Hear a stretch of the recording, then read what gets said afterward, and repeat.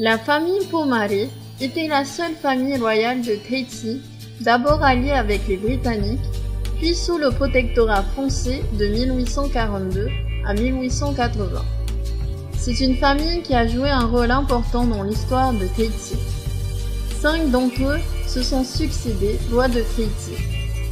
Pomare Ier, Pomare II, Pomare III, Pomare IV et Pomare V, ce qui marque le début d'une dynastie.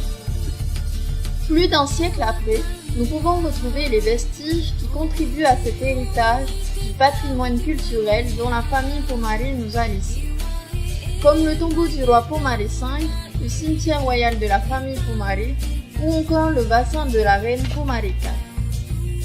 Le dernier roi de Tahiti, Pomare V, est inhumé à l'intérieur d'un mausolée connu sous le nom de tombeau du roi à la pointe Utu'ai'ai. Mais à l'origine, ce tombeau a été érigé pour recueillir la dépouille de sa mère, Sa Majesté la Reine Pomare IV.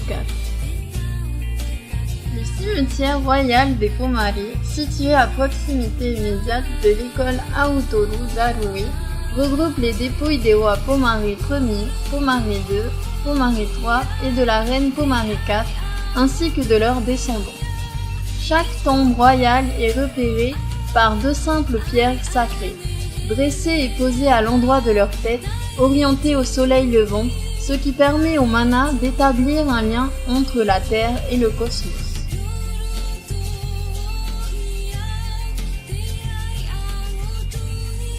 Dans la partie sud des jardins de la reine Eimata Pomare IV, rebaptisé jardin Taraheu'i Veiete, se trouve un point de résurgence de la rivière Veiete.